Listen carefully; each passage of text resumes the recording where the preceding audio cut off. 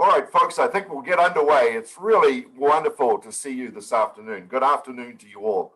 Welcome to the Pollard Faith and Fellowship presentation by two of our Pollard scholars from 2019, Dr. Helen Chung and Dr. Marcus Brauer.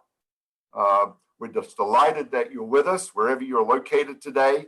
We give you a warm welcome. I am Ross Stewart. I'm the Dean of the School of Business, Government, and Economics here at Seattle Pacific University. And the Pollard Fellowship today is one of our key initiatives from our Center for Integrity in Business. It is made possible by a generous grant from Bill Pollard, who's the former president and CEO of ServiceMaster and a longtime friend of our school. The fellowship is also executed in conjunction with the SPU Library, who house the Pollard papers and who have a work and faith specialty collection. As our presenters present today, their research, if you have any questions, please use the chat function. We'll be moderating the chat function as we go. And just to let you know, we are also part of a larger group called commongoodseattle.org. And they have two events coming up that you may be interested in. On November the 5th, Urban Impact has an event on wrestling with reconciliation in the evening. And on November the 13th, Kairos has an event on privacy and security for the Christian. And that's at midday on November the 13th. So check out commongoodseattle.org if you're interested in those events. I'm going to pass over the mic now to my good friend, Al Erisman, who will be hosting today's proceedings. Al is a professor emeriti at Seattle Pacific University. He was in the School of Business, Government, and Economics for many years as an executive in residence. He's an ex-Boeing executive, and most recently, the author of The ServiceMaster Story, Navigating the Tension Between People and Profit. So I would just like to hand over to Al now, and I just would like to mention before I do that, that our event today is being recorded. Al, take it away. Thanks so much.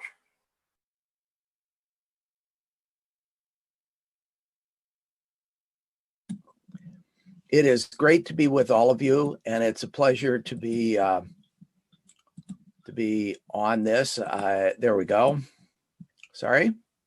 There we go. Pleasure to be with you all. I am also grateful to Bill Pollard, former CEO and chairman at ServiceMaster.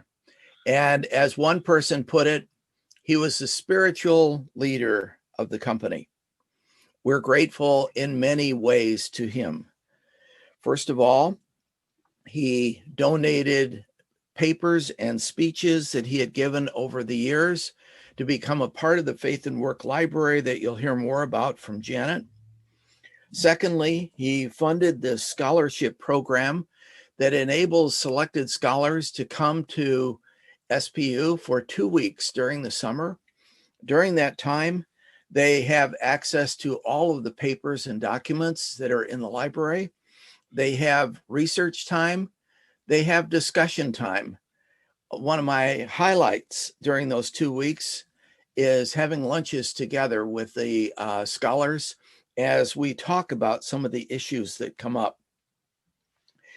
At the end of that, they go off and write a paper, and we evaluate the papers, and we select the paper of the year.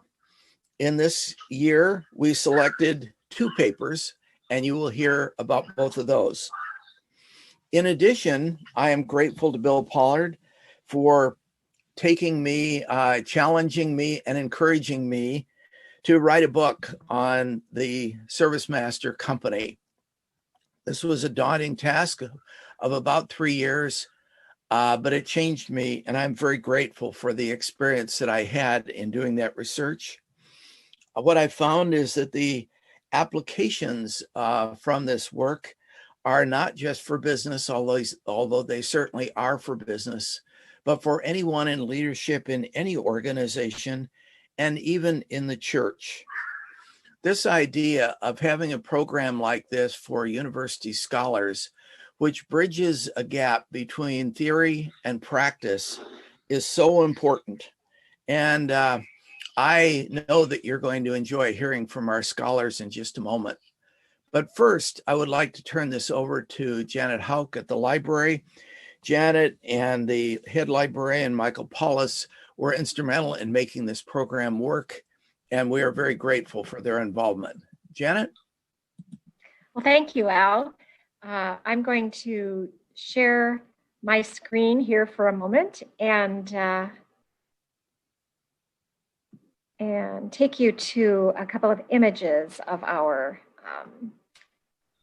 let's see if I can get there, of our Work and Faith collection. All right. Christine, would you tell me if you're seeing the beginning of a PowerPoint here? Yes, I am, Janet. Okay, thank you. All right. So I'm going to just take a few moments to tell you how the Pollard papers and the Pollard scholars fit in with a wonderful collection that I curate in the SPU library.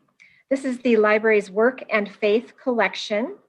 And within that collection of nearly 2,000 volumes are also the printed papers of William Pollard. There are 10 boxes of those, and we'll look at a picture of those in just a minute. We also are so pleased to have involvement every summer, as Al mentioned, with the Bill Pollard Faith and Business Research Fellowship, and you'll be hearing from two of those scholars today. Here you'll see the actual physical space where the resources, the mainly book resources, if you will, of the Work and Faith collection are housed on the third floor of the library. And on the other side of the screen, you'll see just one of the actual physical archival boxes of the Pollard papers. What a wonderful thing that happened with the physical items was that funding was made available to digitize most of these papers as well. And so here you'll see the space within our library's webpage where the links to the William Pollard papers are located.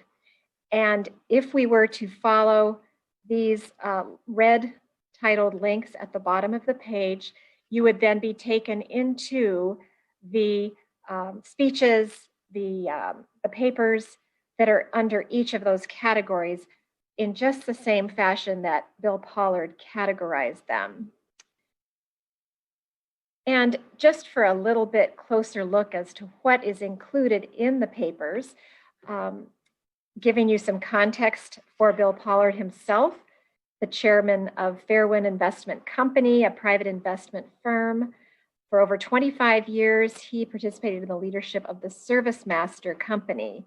And many of the speeches located in this collection were given when he was the one of the leaders of that company. He's also served as director of several public companies and a number of charitable, religious, and educational organizations, author of several books. And at the bottom in that paragraph, you'll notice that the collection includes the speeches, as we have mentioned, given by Bill Pollard on topics related to work and faith, including ethics, profit, mission and values, leadership, vocation, and management. The types of materials include speech scripts, handwritten notes, and articles.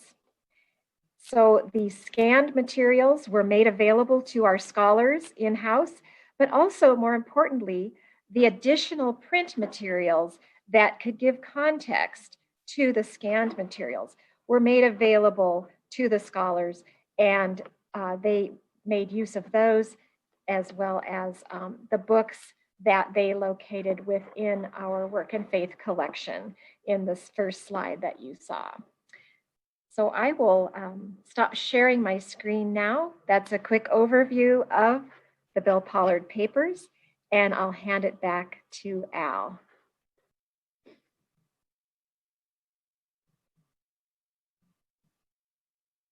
Let me open up here. So Bill Pollard has joined us. We have a rather awkward connection, but I think you'll be able to hear him. So I would like to turn this over to Bill, and maybe you can say a few words, Bill, to the gathered audience here. Well, thank you, Al. I would be glad to. I hope I'm coming across. Am I? Is everyone able to hear him? Just fine. Yes. Yeah, just fine, Bill. Okay, good. It is a special privilege for me to be with you today. And I've had some problems with my computer and Zoom, and therefore that is why I am interacting with you without the benefit of Zoom. And Christine, I want to thank you for all of your work you have done to make this happen. And Al, and also for your report, Janet. It was encouraging to me. I've got to get out there and do some work in the library.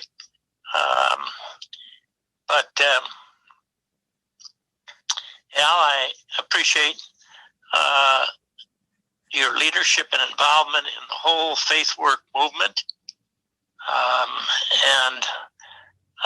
You've been a good friend, and of course, you've written a good story about ServiceMaster. I did a good job researching it all, too.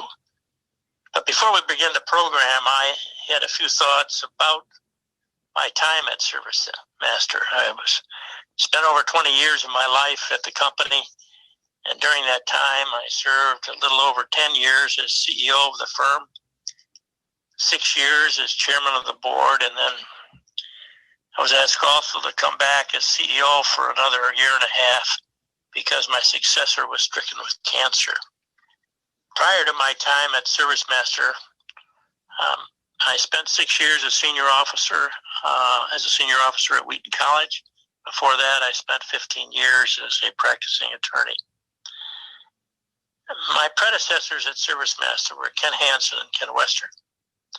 Both of them were graduates of Wheaton College, and both of them invested themselves in my life as I came to ServiceMaster and helped prepare me to serve as CEO of the company. It was a challenging and inspirational time in my life as we grew to over $6 billion in revenue, including more than 200,000 employees. Because ServiceMaster was a public company, I often had the opportunity to be in New York representing the company on Wall Street.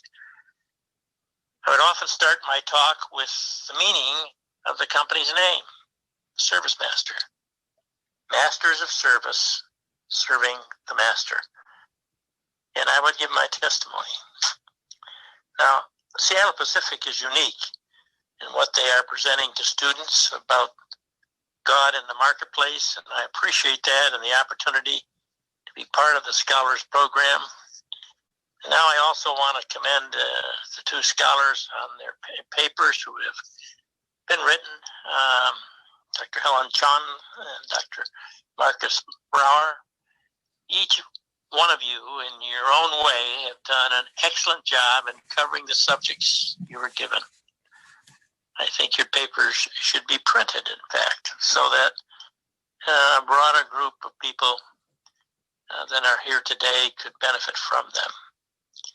So I've been looking forward to this time, and it's time for me to say, okay, I'll be quiet and listen very carefully.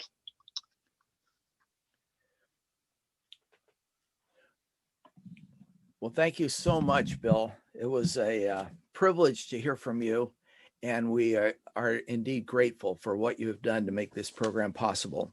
And now we're going to turn to our two speakers. Our first speaker is Dr. Marcus Brauer. Dr. Brauer teaches at the state of Rio de Janeiro, the Federal University of the State of Rio de Janeiro. He teaches organizational behavior, management, and human resources to undergraduate and MBA students, as well as for public companies. His interest is in the integration of the academy and faith, as well as providing training on the theme of faith and work for companies and churches in Brazil. He has a bachelor's degree from the Federal Center for Technologic Education in Brazil, a master's from the Brazilian School of Public and Business Administration, and a PhD in Business Administration from Sao Paulo. Marcus brought a level of enthusiasm that was infectious to this program. Marcus has graciously agreed to speak in English since his English is so much better than our Portuguese, and we are grateful to hear from you, Marcus.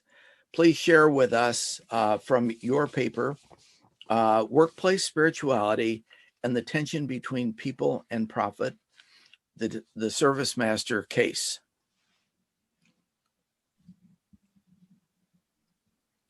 Good afternoon. It's a great pleasure to me to be here with you. I will share my screen now.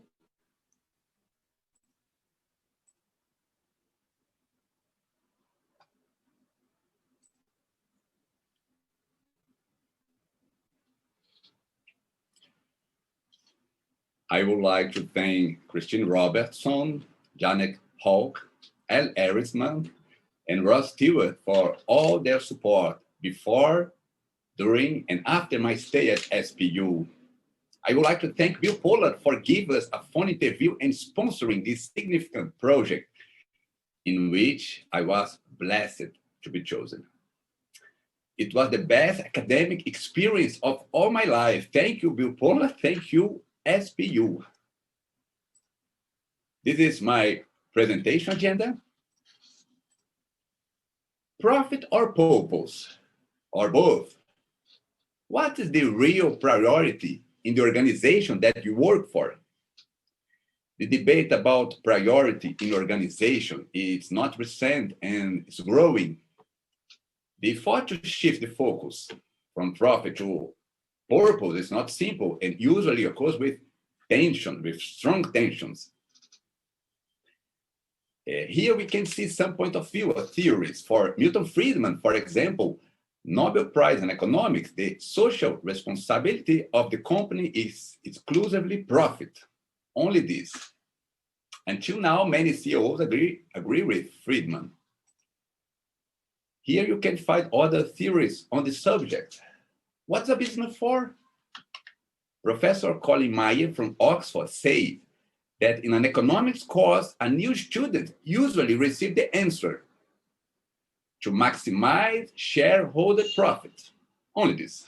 For Meyer, that kind of answer is wrong, and that had to change. Is there another way of doing business? I think so. The debate about spirituality at work is also a growing theme in academy. To Jeffrey Pfeffer, professor at Stanford University, people are not resource, and business needs to consider the person as a whole. The recognition of the importance of spirituality and religion at work is evidenced with the creation of the Management, Spirituality and Religion group by the Academy of Management.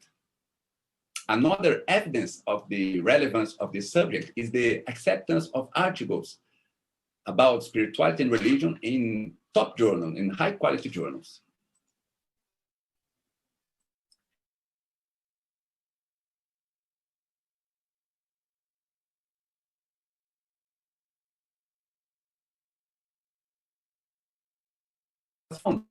Research is to examine how workplace spirituality can relate the tension between profit and the purpose of developing people. Here I will start with the basic background or literature review. In the literature review, I show that number of the religion people is higher than the number of people without religion. The study also projects a declining share of the world's total population of atheists, agnostic, and non-religious. Researchers affirm that religion is an important issue, but this theme has been largely rejected in the management and the organization areas. In my view, both spirituality and religion are important topics for understanding human behavior in the organization. Since many people have a spiritual and religious life, and their decisions and behavior can be greatly influenced by it. There are multiple definitions of spirituality depending on one epistemological and ontological lens on or assumptions. And this term can mean several things to several people. Workplace spirituality can be understood as faith and spirituality in the workplace, workplace spirituality, spirit at work, faith and work. Following the literature review in 140 articles about workplace spirituality, Caracas found that workplace spirituality improves employee performance and organization effectiveness. Profits are fundamental to the company, but the exclusive or exaggerated focus on profit can be dangerous for stakeholders, especially employees. For Daniel's friends and Wong, the core purpose of commercial activity is to serve people, not vice versa. People become more important than profits. According to Yunus, the Nobel Peace Prize winner in 2006, when the social benefits conflict with investor interest in conventional companies, investors are the priority, not the purpose. In his book, People Over Profit, Dale Partridge argued that many companies in the early days, which he calls honest era, focus more on people and seek socially responsible business. However, as time passes, priorities change and companies focus more on financial results. Now, some details of the research design. Instead of adopting a positivist view focused on variables and frequency, I choose to adopt an interpretive perspective through an in-depth case study. The researcher has lens. Here, who is the researcher? I would like to say a little about my motivation, lens, and possible bias. In 2008, I finished my PhD in business. In 2012, I was Chief Human Resource Officer at the Brazilian Innovation Agency. And my doubts to be a missionary or a manager or a professor. In 2018, I applied to the Bill Pollard Faith and Business Research Fellowship. What really a great experience. Now Bill Pollard is an inspiration for me, and I learned that it's possible to work with faith and ethics in the business world. What kind of work is more sacred or holy? Martin Luther has the answer.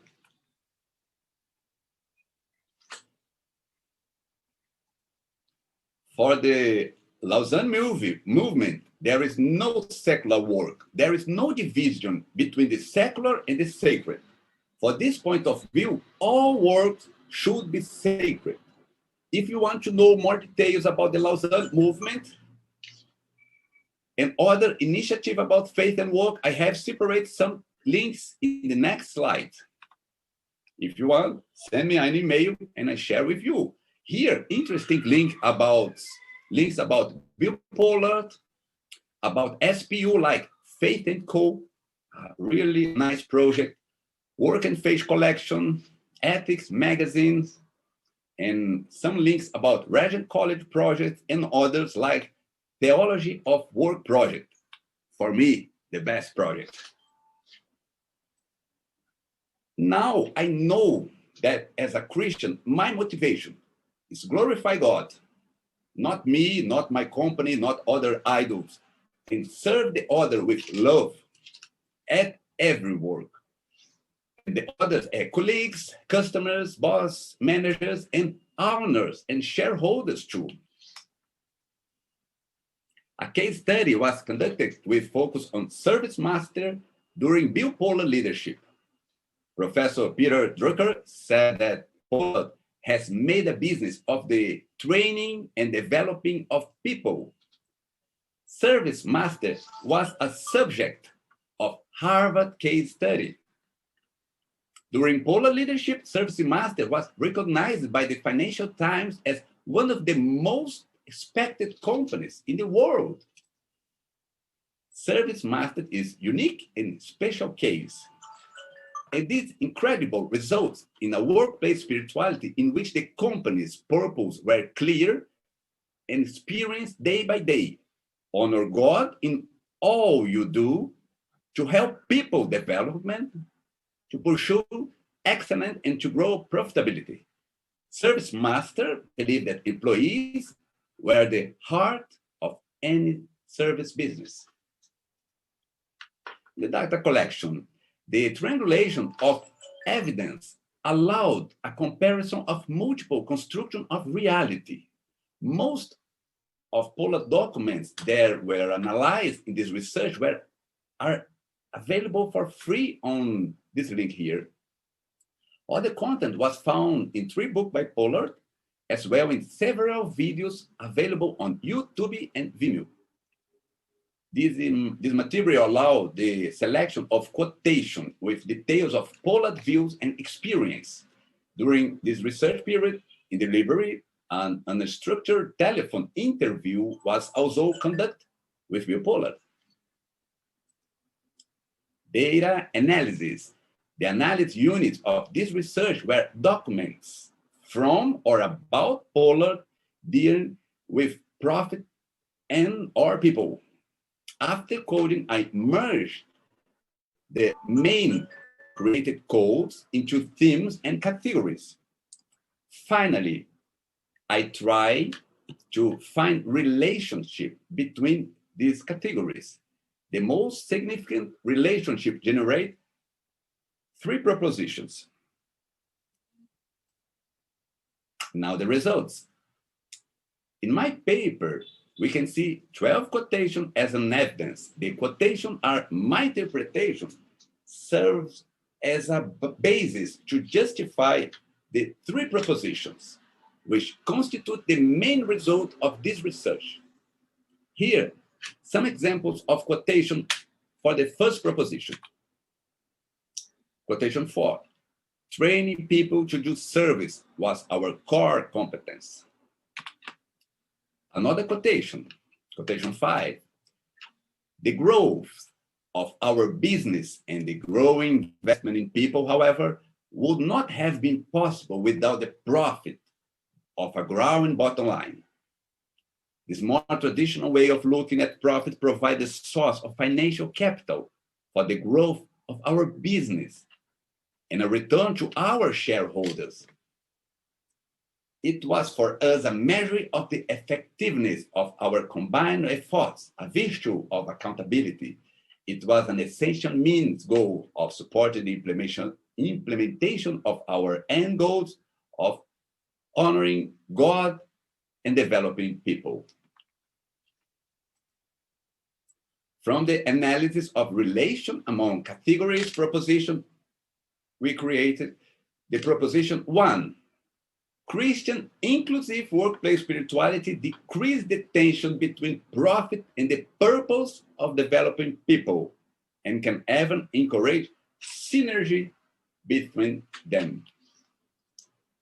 Proposition 2, despite the importance of metrics, strong pressure for short-term results may diminish the focus on people.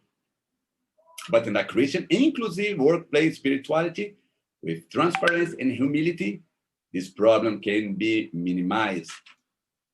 Proposition 3, in a Christian inclusive spiritual workplace, employees see significance in their work, regardless of its nature, which affects positively service and excellence, and consequently, profit. Discussion. Loving others means serving your internal and external customers with humility and quality. important to make every effort to make it an inclusive environment. During Pollard times at ServiceMaster, there was a great image of Jesus washing the feet of his disciples.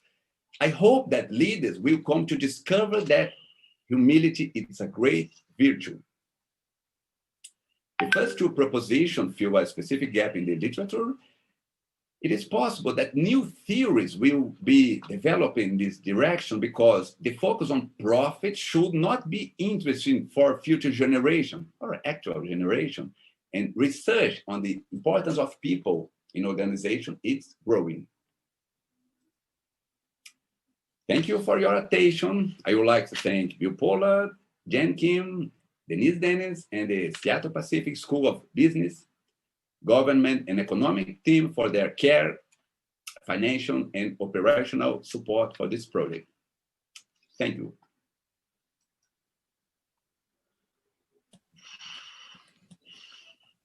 That was terrific, Marcus. If we were in a physical room, we would all clap at this point. So take our take that for an appreciation. By the way, if you have questions that you would like to raise, we will have a little time for discussion later. So put them in the chat, and we'll try and sort through and raise as many of those as we can. And now we come to our second speaker, Dr. Helen Chung. Dr. Chung is Assistant Professor of Industrial Organizational Psychology at Seattle Pacific University. She teaches courses in organizational behavior, motivation, leadership, teams, and history and systems of psychology. Her paper is going to be entitled Servant Leadership at ServiceMaster, A Commitment to Love, Development, and Diversity.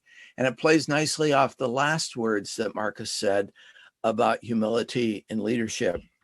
Dr. Chung has a wonderful background in her academic training, a bachelor's degree from Kalamazoo College, a master's of theology from Harvard Divinity School, a master's from Seattle Pacific University in organizational psychology, and finally a PhD from Seattle Pacific University in organizational psychology.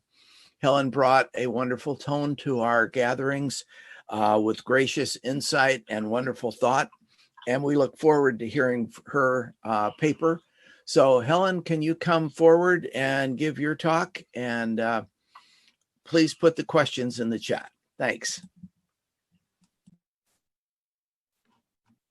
Hello, I think you all can hear me. I'm fiddling with my screen right now. Okay, so good to be here. Thank you to all. I'm going to save my acknowledgments to the end, at the end. So let me go ahead and share my screen as I continue to fiddle with, sorry about my technical difficulties here. Okay, here we go. I can share.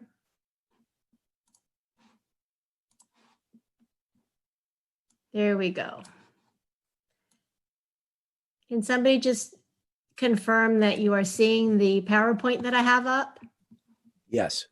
Awesome. Okay, well, here we go. I'm going to time myself. I'm going to try to keep this under 15 minutes. So here, I've got my timer on and it's going.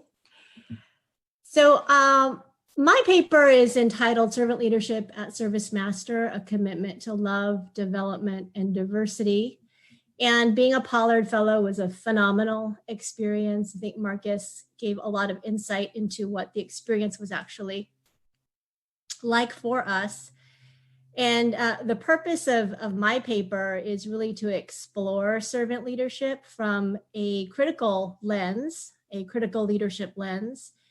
And I'm going to propose a framework using a theory called conservation of resources for investigating the potential costs and benefits to individuals who choose to adopt servant leadership behaviors in their organizations. Oopsie, went a little too fast. So there are three major points that I'm going to be walking us through. And the first is why servant leadership? Why is it meaningful today? It's certainly not a model that has just sprung up. It's decades old, but it has a lot of currency and potential value.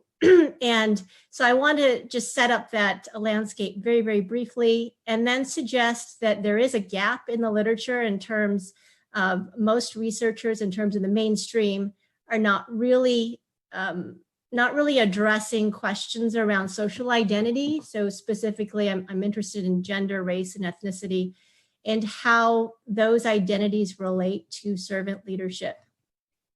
Things are starting to bubble up, but they're not really in the mainstream.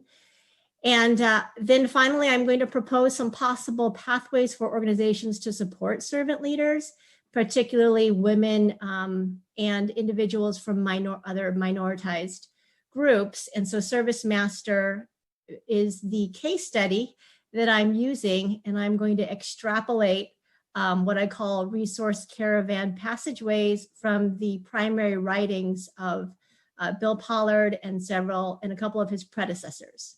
So that's what we are doing. And advance here. I'm going to start with a management view of servant leadership. What I found to be interesting as I was exploring the literature, particularly Bill Pollard's writings, is that there's not really much mention of Greenleaf, who to some extent is considered the founder of servant leadership. Now, we can argue that point for sure. There are some religious roots of servant leadership. We see that for sure in the biblical text. But I found that there were these sort of two parallel developments in terms of how we can think about servant leadership. And so I'm going to offer the management view first, which really does spring out of Greenleaf's conceptualization of servant leadership. He was a longtime manager of AT&T, and he wrote several books on servant leadership. And this is a quote from one of his books in 1970, where he really emphasizes that the servant leader is a servant first and is motivated by this natural feeling of service. And that motivation brings the person to this conscious choice to lead. And so the motivation, again, of a servant leader is to serve. The measure of a servant leader is really looking at the well-being, the development, and the growth of those who are being served. So generally that means the employees, but of course you can include other stakeholders in that as well. You could consider customers as well. There is a pronounced need today in organizations for care and inclusion, and really a call for moral leadership, spiritual leadership, authentic, transformational leadership from leaders. And there's an experience of experience of organizational life being increasingly fragmented and transactional. And so people are really looking to leaders to provide more care and a better climate of inclusion. There are some salient benefits of servant leadership that I'll just quickly highlight at various levels. So at the individual or employee level, it seems that the presence of servant leadership prompts or engenders organizational citizenship behaviors in employees, which essentially means employees are willing to help each other out. They're willing to go sort of the extra step and go above and beyond what they're asked to do in their specific roles. At the team level, we're seeing some good indication from empirical research that team performance and team efficacy can go up in the presence of servant leadership. And then at the macro organizational level, firm performance seems to be better, and there's a better climate of inclusion.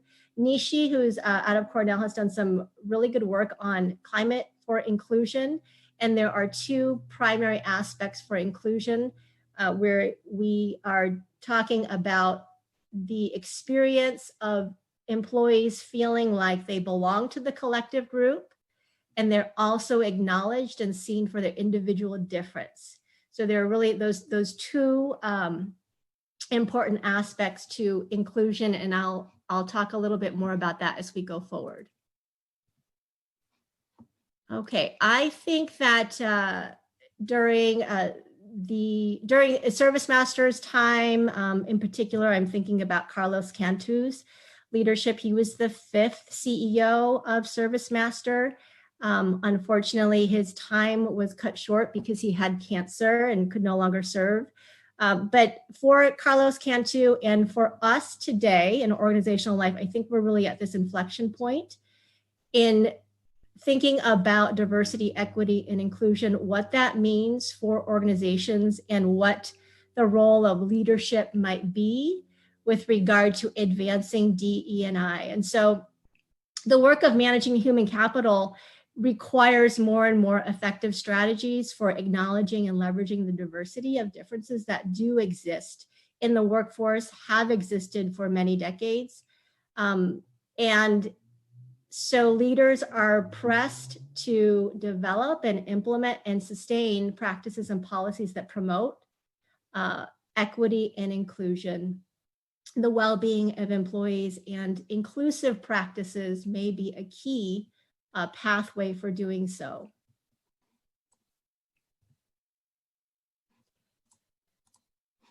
I think that a biblical view of servant leadership gives us a key into how organizational leaders might do this.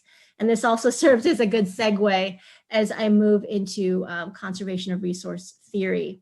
So I have bolded, and this is my bolding and my italics, from a passage that comes from Bill Pollard's writing or speech called A Cross-Eyed View of Leadership. I believe this was delivered in 2006 to students at Gordon Conwell Seminary. And I'm just going to read the bolded parts. Bill Pollard wrote or spoke in his speech. So as you assume a leadership role, I encourage you to do so with your eyes fixed on the cross. It is this cross-eyed view of leadership that should characterize what you say and do. And so Bill Pollard is putting our focus on the cross. And as Christians and as Christian leaders, we need to take that seriously. The cross brings with it a burden and responsibility and sacrifice.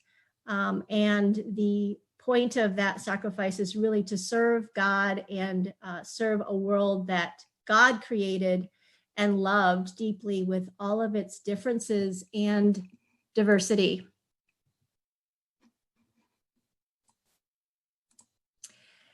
So I'm going to ask, we have lots of leaders in the audience. So I'm going to ask you to think about these questions and how they land on you as we take a cross-eyed view of leadership, as Bill Pollard encourages us to do, and count the cost of leadership. Jesus himself told us to count the cost in Luke 14, verses 27 to 28.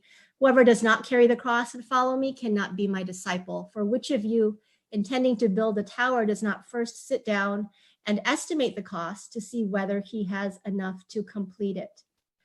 So if you or the leader are at the center, and I know that servant leadership often centers employees or others or followers, but in my paper, I am centering leaders. These are some of the questions that I believe are salient. Number one, what are the demands required of me as the leader, emotionally, cognitively, psychosocially? What resources are available to me to carry out my duties and my tasks, my responsibility? And these resources are both internal to the individual and external. And then what is the support system? Basically, what are the resource caravan passageways that I can rely upon to help me navigate and to be successful as a servant leader, if it's okay to actually put it in those terms.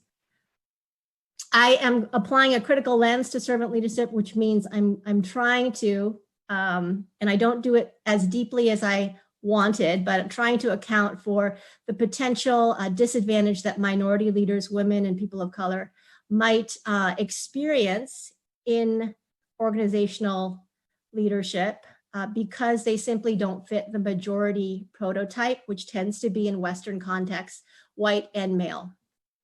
So COR is a framework for understanding the contextual and environmental conditions that exist to support servant leaders. And as we come to the resource caravan passageways, and I'm going to start speaking a little bit faster, I think, because I see my time is going.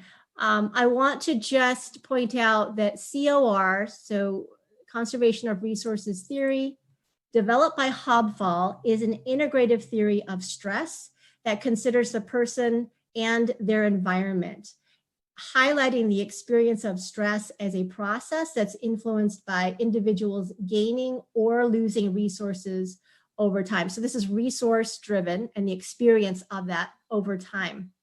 So for my purposes, I ran an inductive study of some of the primary resources written by several CEOs of the firm. I have them listed here. And I want to just quickly highlight that there were some key functional and symbolic stories of the organization over its 70 years. Shingles on a Roof by Marion Wade, which really reflected, sort of espoused and enacted values of the firm in terms of this overlay of persons, both developing and building upon each other's work, so creating this strong foundation. And then The Tension of the Four Objectives by Ken Hansen, and then lots of stories about employee development that are present in, that really abound in Bill Pollard's speeches and writings. And here are the resource caravans that I am extrapolating from the writing. So the first is an ethic of love that's really reflected in the four objectives of the firm: to honor God, to help people develop, to deliver with excellence, to grow profitably.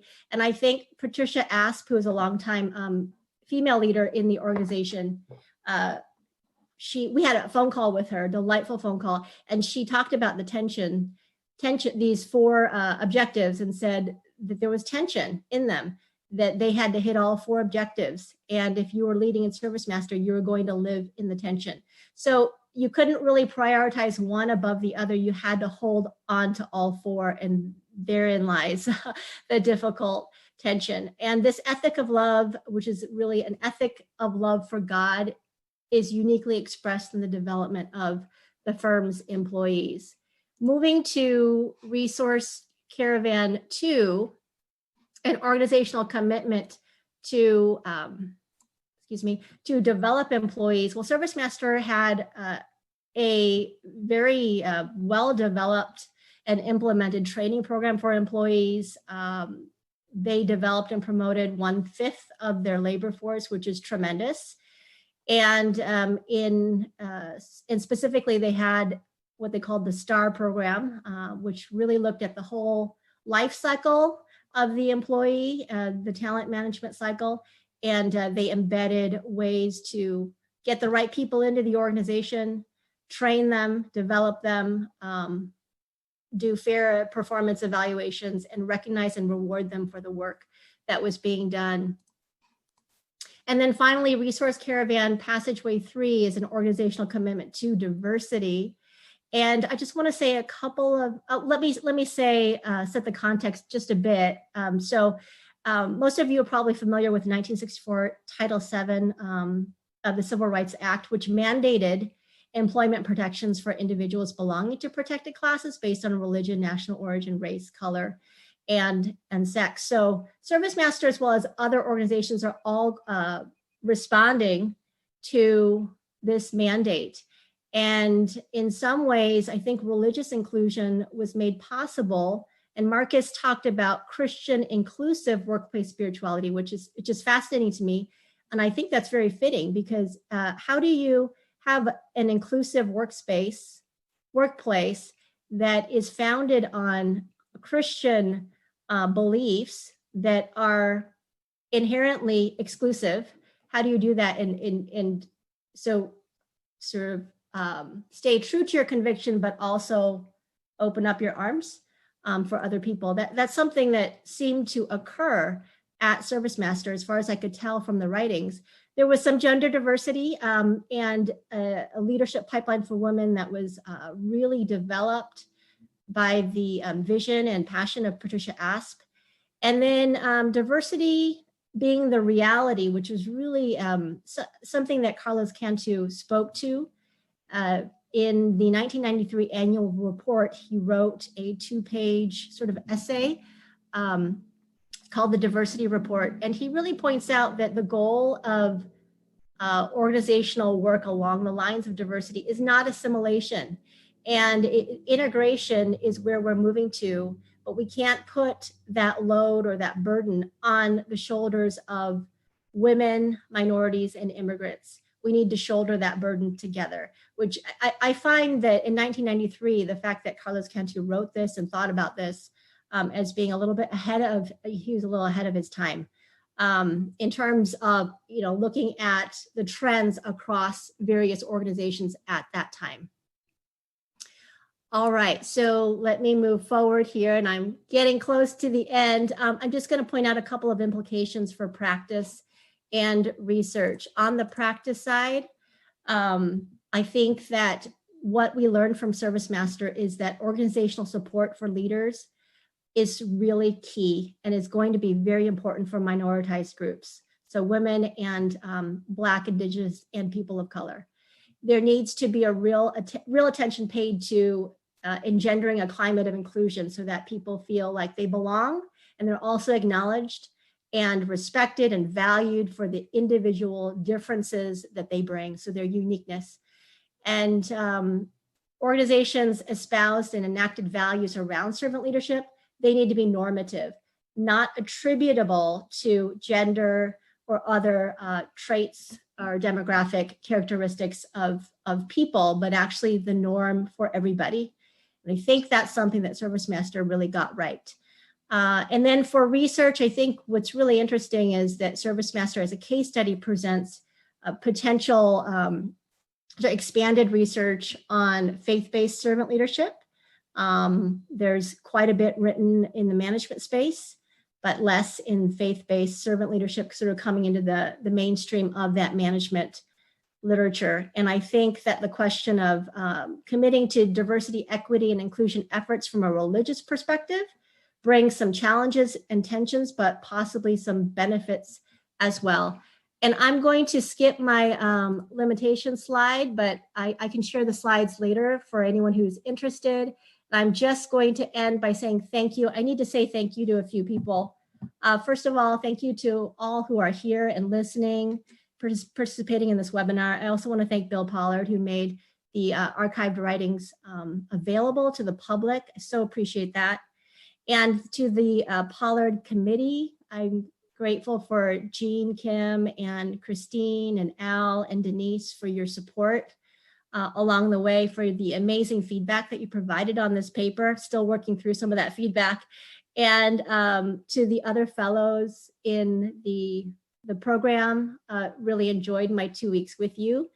And finally to Dean Stewart in the School of Business. Thank you so much.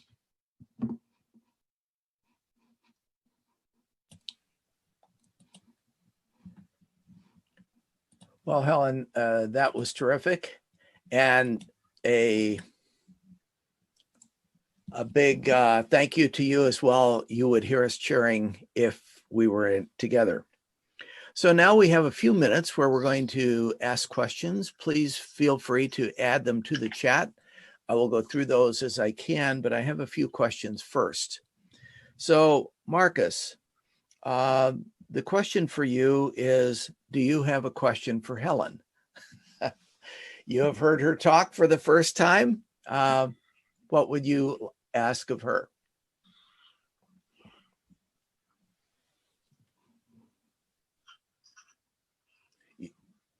You need to unmute. There you go. Helen, can you talk more about the future direction of your research? The next agenda? Yeah, sure, I can. Thank you, Marcus. So I am currently working on a narrative systematic review with another colleague in the business school, Don Lee, and as well as a graduate research assistant from the Department of Biopsych. And we are going to be exploring the servant leadership literature and its treatment of race, ethnicity, and gender. And we will see what we find. We're particularly interested in any changing trends, the theories that are being leveraged, as well as looking at how servant leadership with regard to race, ethnicity, and gender might be conceptualized in unique ways across different sectors, different fields. And so, for example, we will be looking at theology and religion to see what emerges there. To be totally transparent, I am a leadership development coach. That's part of what I do outside of SPU. And I actually think that I could apply some of the learnings into some of my coaching conversations with leaders who really are trying to adopt a servant leadership model, in particular in this conversation around diversity, equity, and inclusion. Very good. Thank you. And Helen, do you have a question for Marcus? I do. So I'm really taken by the terms that you had in your PowerPoint, Marcus: Christian inclusive spiritual workforce, I think is what you said. So I was wondering if you could say a little bit more about that. Can you define it? What does it mean? What does that mean, Christian inclusive spiritual workforce? And do you see any challenges with it?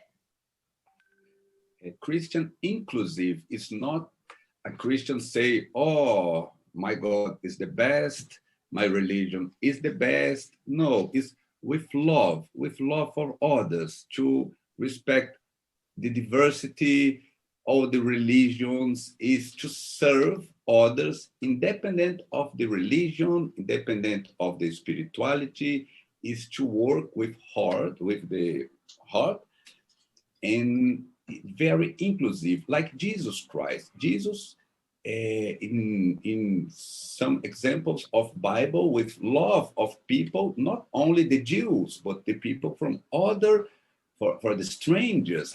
We can say the strangers? Then we need to be, after we have the knowledge of we are here to serve, to love, then it's important to be inclusive. Then this is the, the meaning of Christian inclusive. Excellent. Thank you very much. So I have a question for each of you. So Marcus, I know that one of your goals is to take what you learned and spread this around Brazil. What are you going to do in that area? Good. I start with some research, and I'm a supervisor of a master. He finished the paper now, the thesis now, and I would like to share more knowledge of Seattle Pacific and United States from faith and work movement. In Brazil, we have a lot of Christians. After United States is the second country with more Christian, more than 90% Protestant and Catholic, but they don't know the movement of faith and work. And I would like to share in Portuguese language and Spanish language, maybe, and some course, workshop, and research too. Excellent. We're excited that maybe this Pollard Scholars program actually ignited the opportunity to do that. So Helen, I have a question for you as well. As I've studied the ServiceMaster Company, I saw one thing that I thought was unique about the way they did servant leadership, and that is they recognized the imperfections of the leader. And so they talked about this issue of forgiveness as a part of being a servant leader, because the leader will not always act the way they want to. How do you see that fitting into the research that you laid out? That's such a great question, Al. I need to probably think about that a little bit more. But I do think that making mistakes in most organizations is very costly for leaders. Often these mistakes can derail them. And sometimes I think leadership is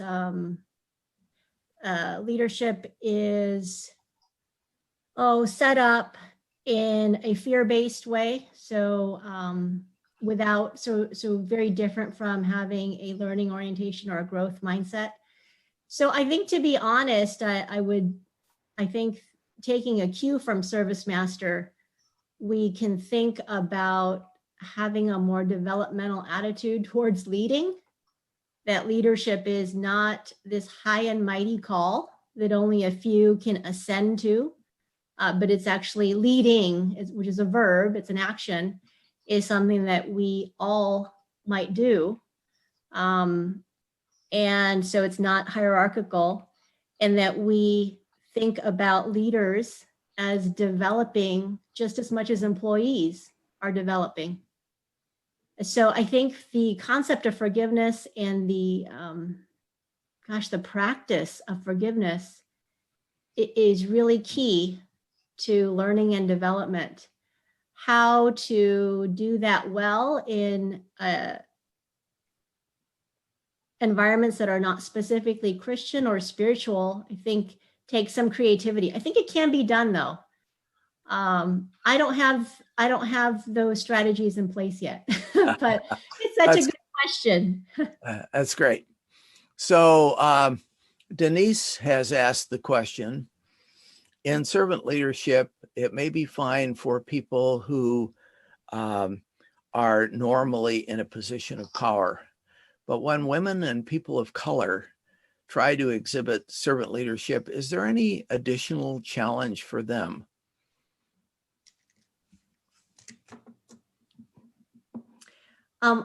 So I'm assuming that that question may be for me, Al. So Yes, I'll I'm take sorry. a shot. Yes, Helen, I'll take a shot at it. Yeah. Yeah, I think that when women and people of color are in that place of servant leadership, they don't necessarily enjoy the same power resource that a white male may, or anybody who kind of fits the leader prototype. And so without that sort of, with maybe a power differential there, that definitely informs the experience. I think that sometimes the actions that a servant takes can be attributed to women, just because the female gender is sometimes considered, that if you are a woman, you naturally take on sort of that nurturing, caring role. And so there could be an assumption that you will be a servant leader more naturally, and therefore you might not be rewarded for it. It might not be a distinguishing mark for you, whereas it might be for the white male, because white men are not generally thought of societally to be as nurturing or caring, right? Or as self-sacrificial. But when men do it, bravo, we all clap, right? So I know I'm not trying to be sarcastic there. I'm just kind of giving an honest answer. I think those are some of the challenges that women and people of color can face. And I think too, because we need to kind of probably tease apart more what servant leadership is, what service is, servant leadership in the context of service work, what that looks like. And of course, ServiceMaster was doing that. And think about ways in which service work is not necessarily, that it has the dignity that it deserves, without necessarily, let me stop there. I think I've gone on for too long. Yeah. Going into the weeds here. That's helpful. Thank you. So here's a question for both of you, but I'd like to start with Marcus. If you had been doing this work post-COVID, what new questions might you have asked as you pursued this research? has anything changed based on the pandemic that we are still going through that would cause you to ask maybe some different questions? That was a question from John back in Wisconsin. Thank you, John. And I think we'll put the panelists on the spot here, but it's a very thoughtful question. Marcus, any thoughts there? Thank you, John. It's really an interesting question because with telework, remote work, the relations in the company is very changed. Then now a new world of business, and I think the leader need more love, more attention with the employees. Then some problem with profit. Profit now, a lot of company here in Brazil broke, I imagine in the United States too. And here, an example here in Brazil, a company before COVID, that Mazda, a big company from television with competitive from China problem. Then the president, the CEO with humility, very transparent. With every employees, we have a problem. The consulting firm say you need to close or fire, but I need help. What we can do? Then the employees, after talk a lot and give a solution. We work more Saturday. The wage can decrease a little and decrease it, and after normal together. Okay, CEO. Okay, then the CEO, transparency, humble. Then this is, I think, more necessary now post-COVID from the CEOs, from the leaders. But it's a really good question. Give a PhD thesis. Yeah, I think the group that's coming in next for the new Pollard Scholars will get an opportunity to actually explore this. Helen, did you have anything to add? Yeah, I'll just add quickly that I think that the depth of emotional labor that's taking place now during this pandemic is pretty pronounced. I hear that as I have conversations with leaders, that their first priority is checking up on the well-being of their employees. How do you do that remotely, virtually, through Zoom or through other platforms? How do you do it effectively? It looks and feels different than when we do it in person. So there seems to me, and of course this is anecdotal, there seems to me so this trend towards leaders really looking at how do I take care of my employees emotionally, but then wondering, are they actually able to do that effectively in a remote environment? And of course, not everybody is working remote. So I don't want to make that assumption, but so the power of emotion and how it's conveyed would be an interesting question for me. Yeah, thank you. So here's another question related to the use of power, the deployment and transfer of power. How do you see this? And let me couch that with an anecdote that I heard. One of the people that became a leader at ServiceMaster told me about his interview, and he had read about servant leadership and about caring about people and so on. And the first interview question was, tell me how you would fire someone. And he was quite taken aback. What is that? How would you respond to both the specific question and the general question about power? Either one of you, who would like to go first?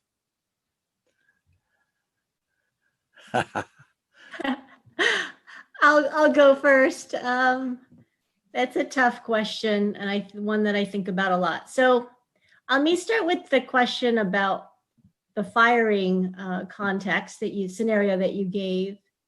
So what I think in that situation, that's probably one of the hardest conversations a leader or a manager could have with somebody. And I think that so I'm just going to put myself in the shoes of the leader. I would be wondering, how can I make this a developmental conversation?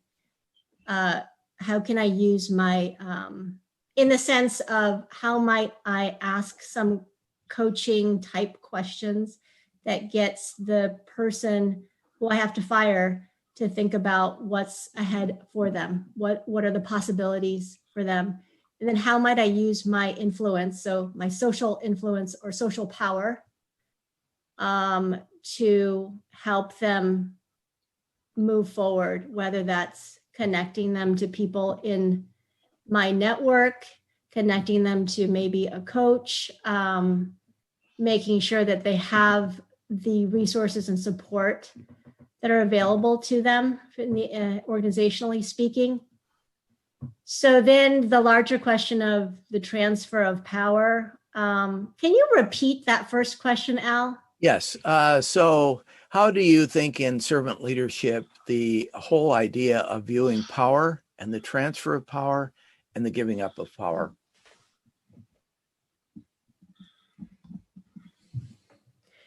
Yeah, so I think that maybe someday that will be the topic of my book. Because one of the limitations for me in writing this paper was really, I didn't examine power well at all. I just scratched the surface. So I think that power does exist, and I think it exists differentially across different people and across different groups, societally speaking.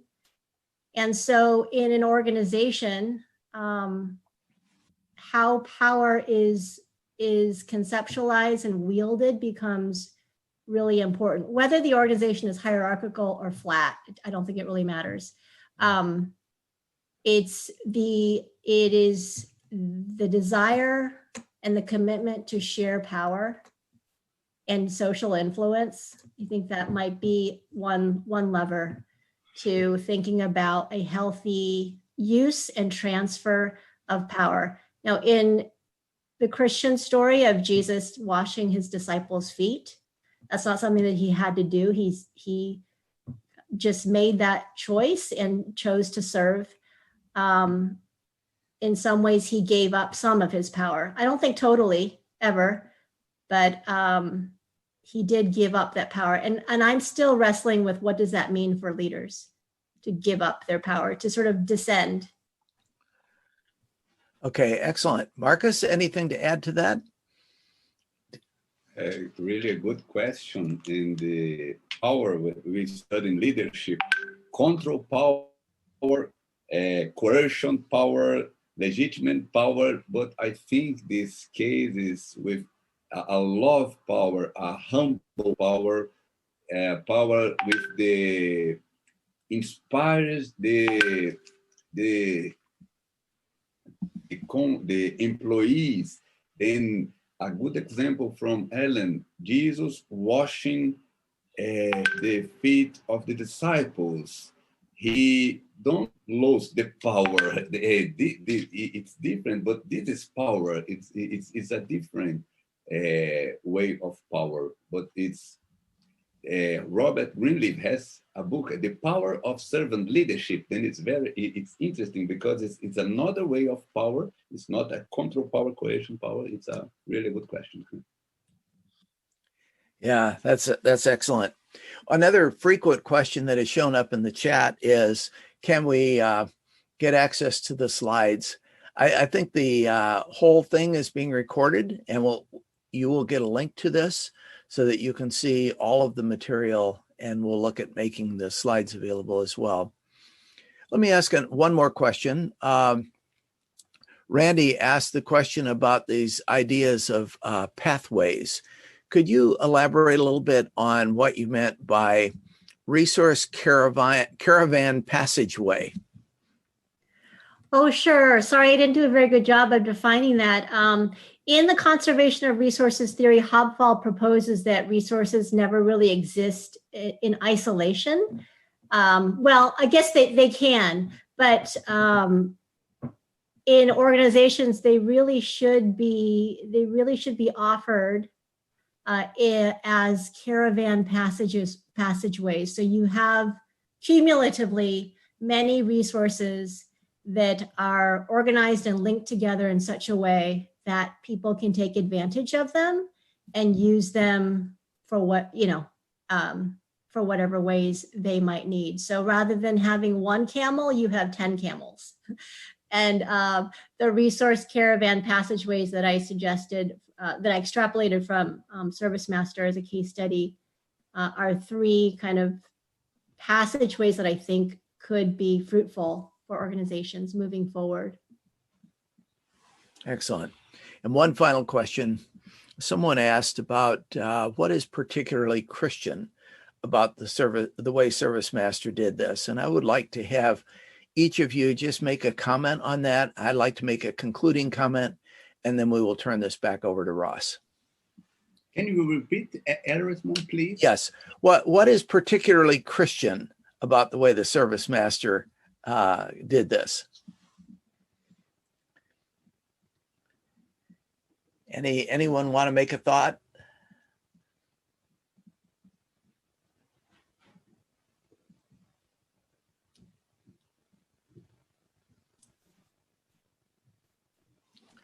I'll go first really quickly. I'm thinking about something that Bill Pollard wrote in or spoke about in a speech called Serving Two Masters, Reflections on God and Profit. And I think what's unique is the first objective, which is the first of the 4 objectives, which is to honor God in all we do. So let me just read a little bit of this passage. In a diverse and pluralistic society, some may question whether our first objective, to honor God in all we do, belongs as part of a purpose statement of a business, or for that matter, a Fortune 500 public company. But there you have it. It's there. And it was a guiding principle for the organization. And they had to hold that intention with the other objectives. I think that is what is distinct about the way ServiceMaster practiced servant leadership. It started with God. It starts with God. Excellent. Marcus, any thoughts there? Bill Pollard said, now master or serving, and after serving the master. Very nice, very interesting. And the objective of ServiceMaster, first, honor God in all you do, and second, to help people development. Jesus Christ, asked Jesus Christ, which is the most important commitment? Then Jesus said 2 here, first God and after people. And the 2 objectives of ServiceMaster is similar. It's reflect what Jesus Christ said. First, honor to God, and after, to love the people. Then this is, for me, the answer is very interesting. Serving the master first. That's excellent. You know, I've observed that they were able to reduce all of these to be able to talk about principles that really worked for people who are not Christians. But as I went through history at ServiceMaster, I saw many places where they hit a crisis. The law changed, the business changed, the economics changed, the culture changed, the technology changed. And in each case, it would have been hard to persist in saying, we're going to hold on to these values.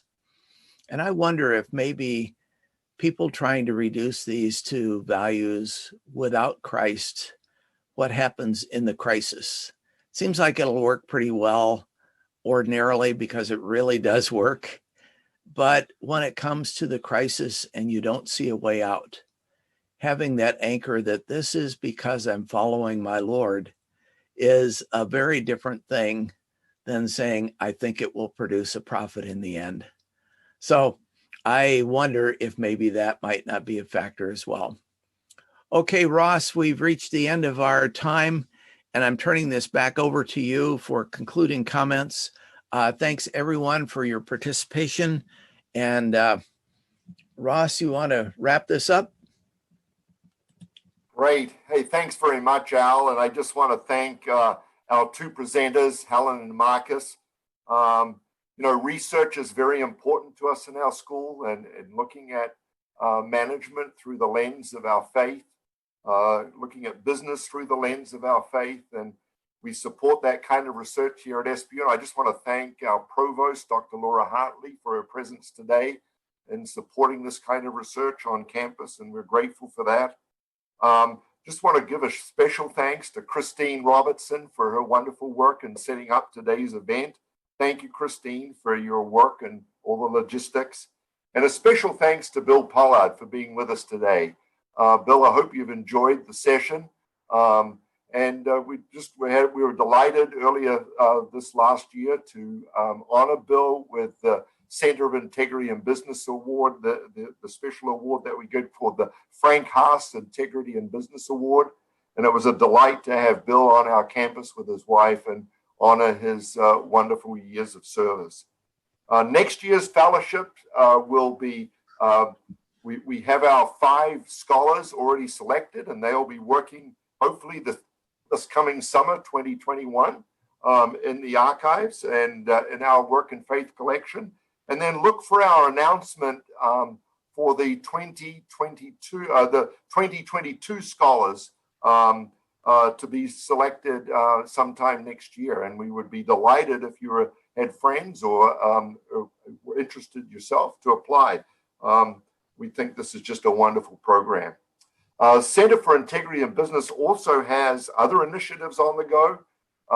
And you may have come across our Faith & Co. film series. And we've just released a new set of films just as recently as last week, if you'd like to check those out. So that's faithandc.co if you want to check the website out. Just want to thank you again for being with us today. Thank you all for coming. Delighted that you were with us, and particularly to Helen and Marcus and Al for taking us through just what was a very rewarding session.